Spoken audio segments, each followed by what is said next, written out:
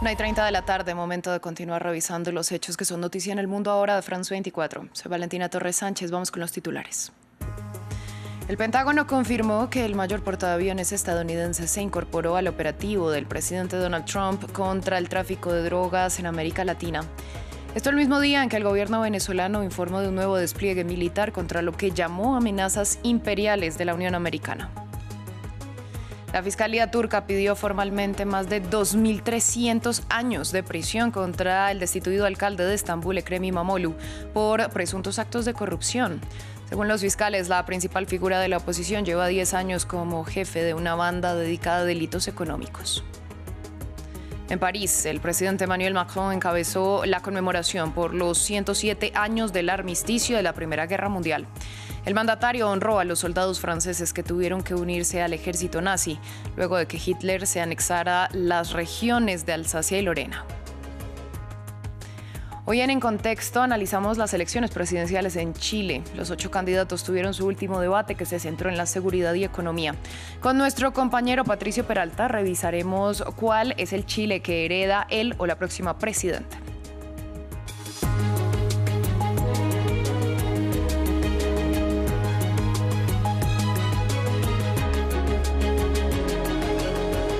Comenzamos con información de Estados Unidos porque el Pentágono confirmó que el portaaviones USS Gerald Ford se incorporó al operativo del gobierno Trump contra el narcotráfico en América Latina.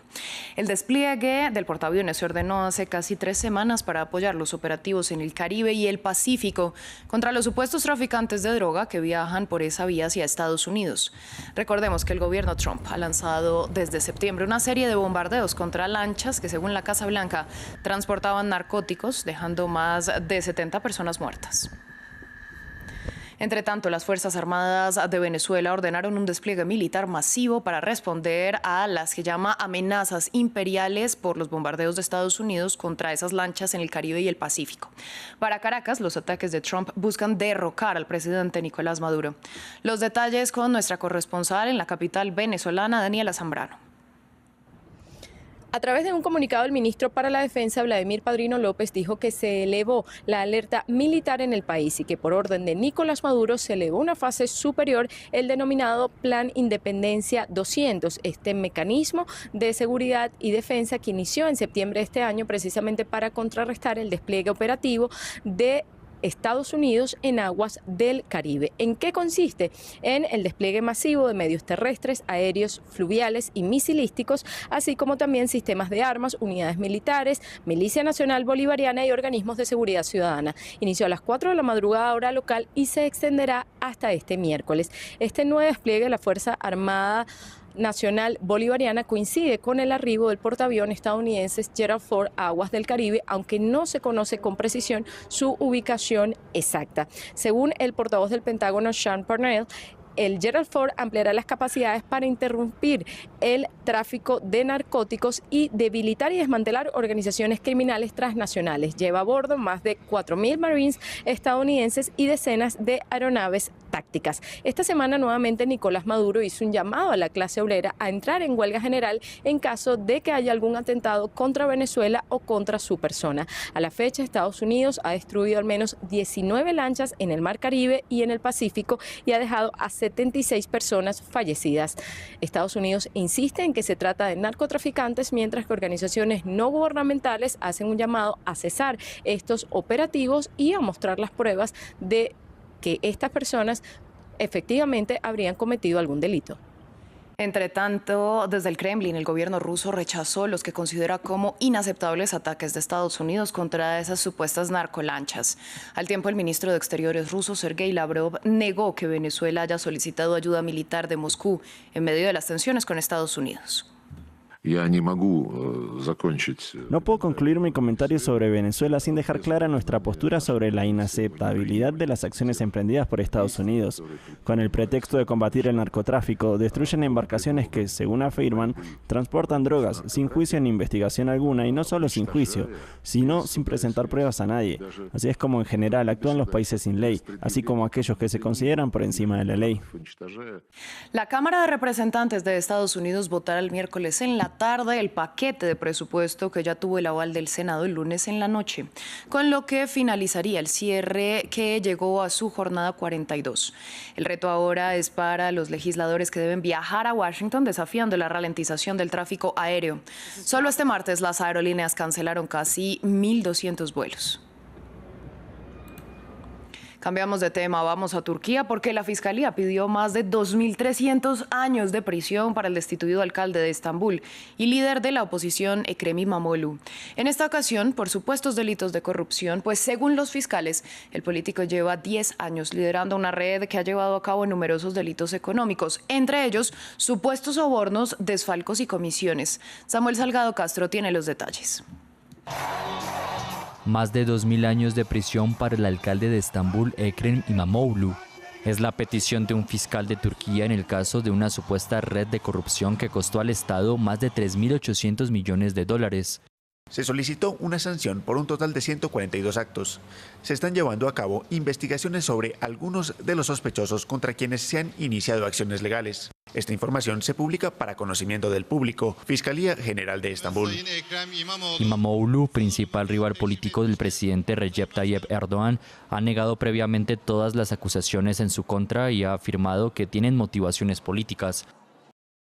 La oposición a Erdoğan denuncia un golpe de Estado judicial. Hemos sido testigos de una grave injusticia.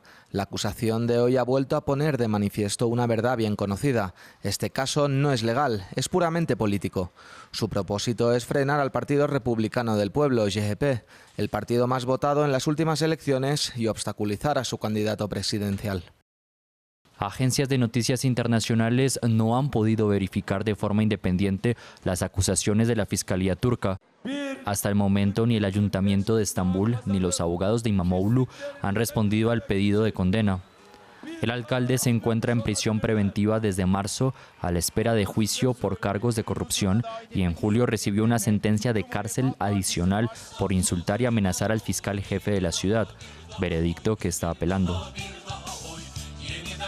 Cambiamos de tema porque Siria se convirtió en el país número 90 de la coalición global para derrotar al autoproclamado Estado Islámico. Así lo confirmó el gobierno tras la visita de Ahmed al-Shara a la Casa Blanca, donde recibió el aval de Donald Trump.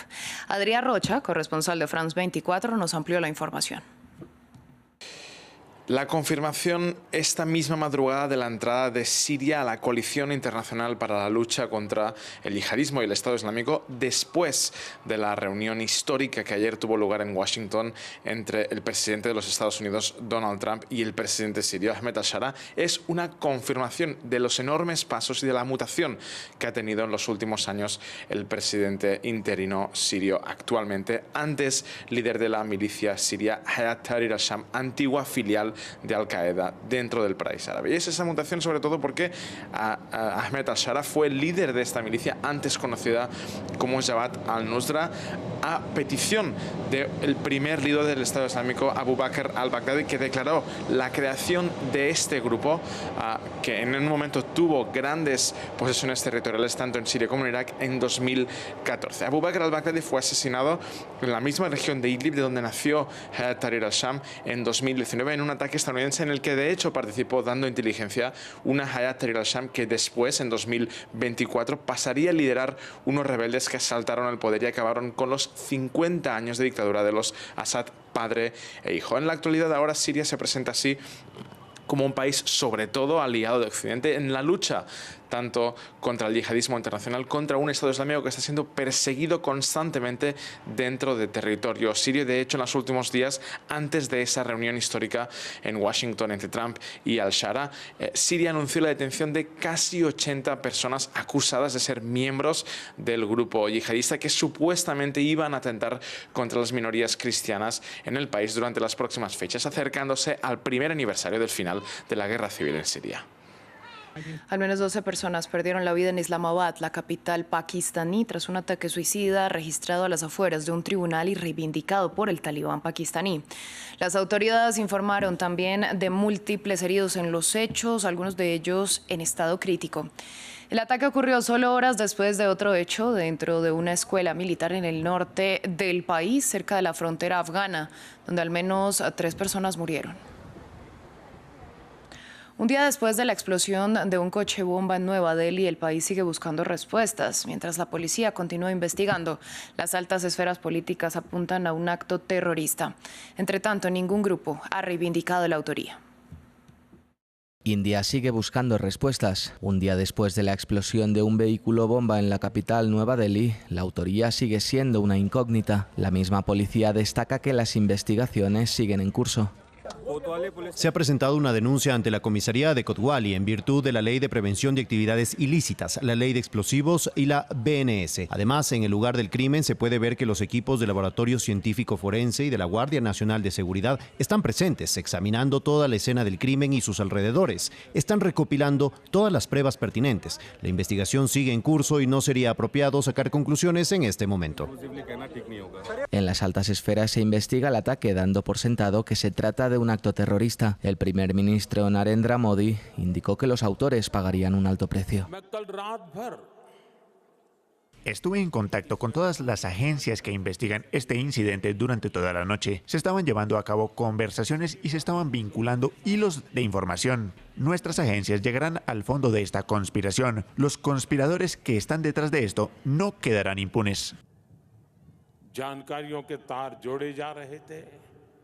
Mientras siguen las pesquisas, el país está en alerta, sobre todo en las zonas más incandescentes del enorme territorio. La Cachemira india se fortificó y medios locales apuntan a grupos islamistas pakistaníes que operan en la zona, a pesar que nadie reivindicó el ataque.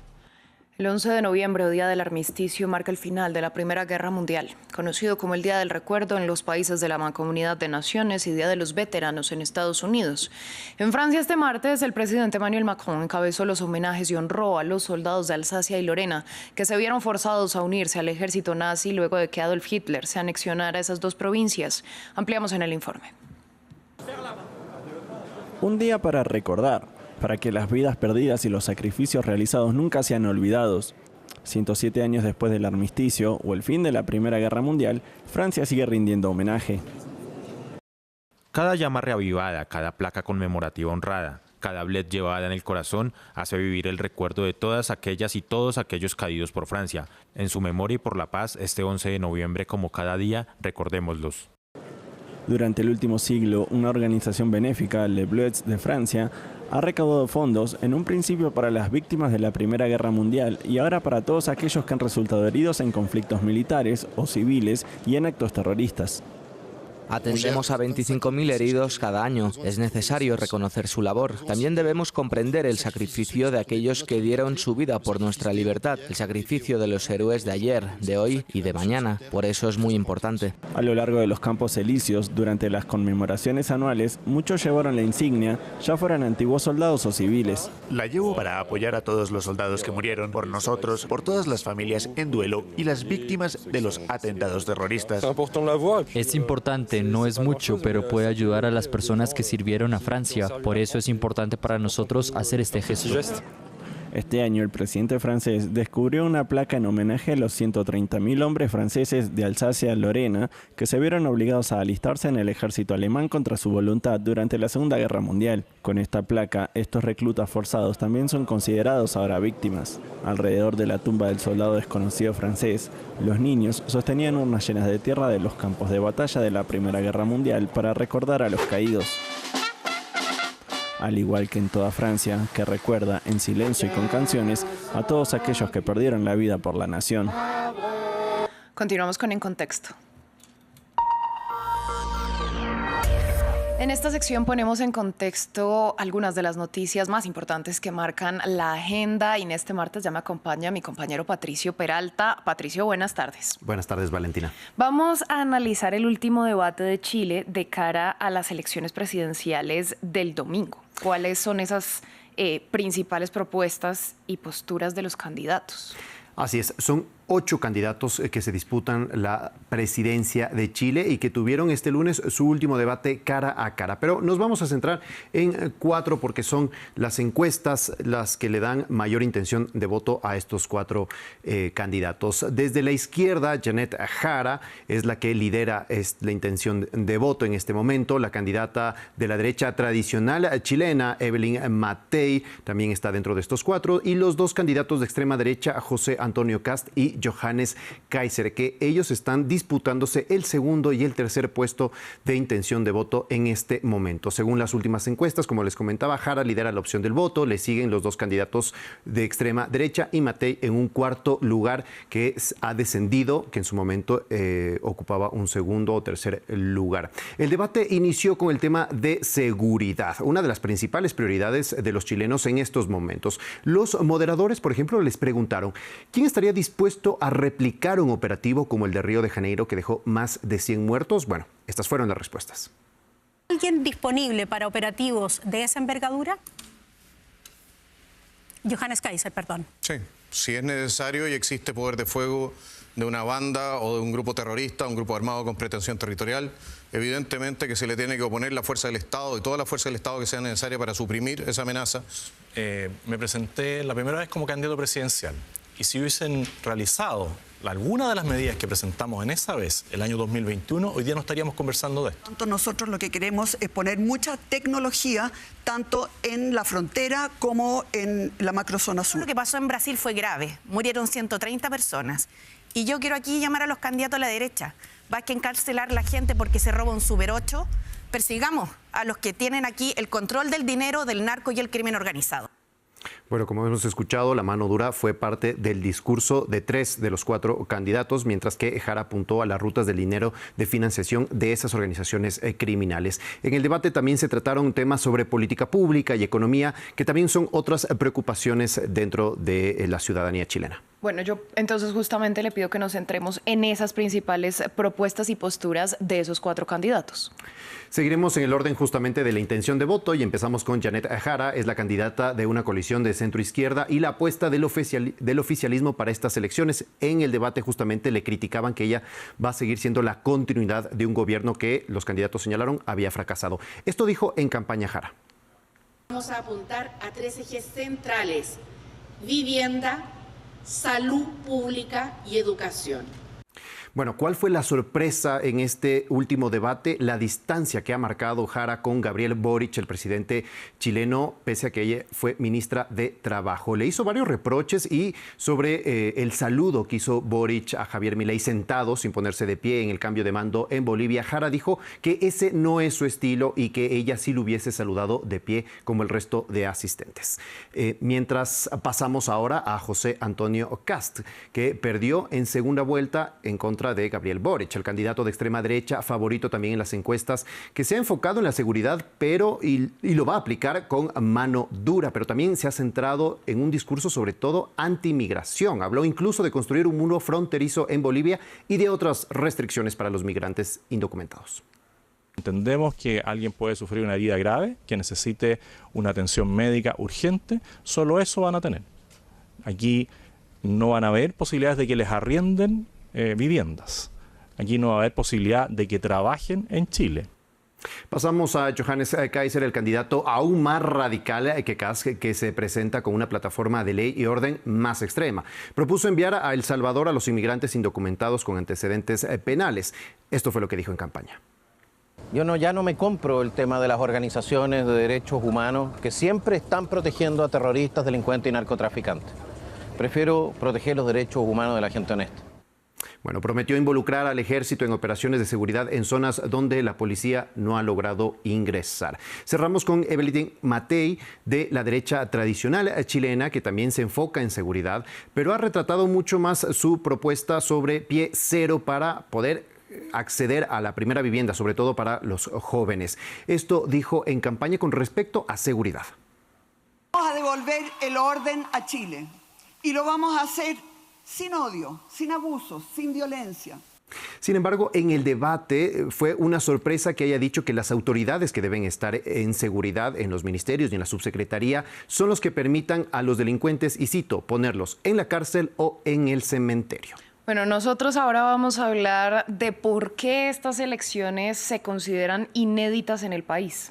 Bueno, porque será la primera vez que los más de 15 millones de personas habilitadas para votar tienen que hacerlo de manera obligatoria en unas elecciones presidenciales. En los comicios pasados, en la primera vuelta, votaron 7 millones y en la segunda vuelta, en la que ganó Gabriel Boric, 8 millones, es decir, casi la mitad de la participación. Y la pregunta es, ¿qué ocurre justamente con casi esa otra mitad que no ha votado y que ahora pues tendrá que hacerlo? Según la sexta encuesta del Instituto de Investigación en Ciencias Sociales de la Universidad Diego Portales, un 55% de los chilenos está de acuerdo con la frase "da lo mismo quien gobierne, igual tengo que salir a trabajar", que refleja un poco ese desinterés justamente en estas elecciones, por lo que nunca han estado involucrados casi la mitad de los electores. Bueno, ¿qué refleja lo que te comentaba, este desinterés? Y también incluso en la clase política, quiénes son los candidatos. Pero paradójicamente, según esta encuesta, un 68% cree que dependiendo de quién sea presidente puede cambiar mucho la realidad del país. ¿Cuál es esa realidad? Y nos enfocamos principalmente en seguridad, que es la preocupación primordial y en lo que se han centrado los candidatos. En 2024 hubo 1.207 homicidios, una ligera disminución en comparación con 2023, pero el temor a la inseguridad continúa creciendo, con casi el 40% de los hogares siendo blanco de ataques el año pasado y casi el 30% de las personas reportando ser víctimas de algún delito. De ahí que todos justamente apuntan a la seguridad y con soluciones durante toda esta campaña. Bueno, Patricio, vamos a cerrar con algo un poco más amable, y es cómo la música ha sido una marca de estas campañas. Es impresionante el tiempo y dedicación que le han dado a este tema, de ahí que académicos y varios editoriales de medios chilenos dicen que es más una carrera de influencers que de políticos que van a dirigir una nación. Porque más allá justamente de los reels o videos para redes sociales, las canciones marcaron esta agenda, porque casi 3 millones de los 15,6 millones de votantes tienen entre 18 y 29 años. Entonces, pues la campaña está apuntando a ese segmento, según el organismo electoral chileno. La candidata Matei, por ejemplo, lanzó una canción de ritmo trap. Tuvieron su oportunidad y el país que nos entregan es una brutalidad. Bueno, el video acumuló 2,5 millones de vistas en YouTube en pocos días y incluso fue tema en el debate presidencial del día lunes. Le preguntaron que por qué había sacado eso y ella dijo que pues no decía ninguna mentira. Jara, por su parte, le apostó a un tema un poco más movidito. Es por Chile, es Jara. Es por ti, es por Chile, es Jara. Es por ti, es por Chile, es Jara. Bueno, mientras que Katz no hizo una sola canción, sino un álbum completo de 15 títulos, del rock al reggae y al reggaetón, incluido una canción de K-pop.